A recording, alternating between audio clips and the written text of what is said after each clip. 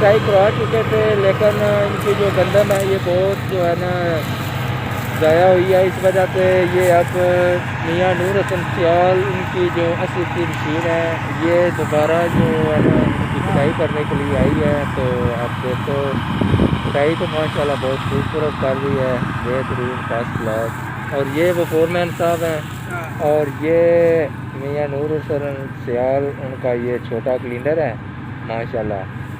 Cap ऊपर करो ज़रा, ये अपनी शक्ल दिखाओ। ये देखो ये एक एक सिट्टे के अंदर कितने कितने 6-6 7-7 दाने पड़े हुए हैं।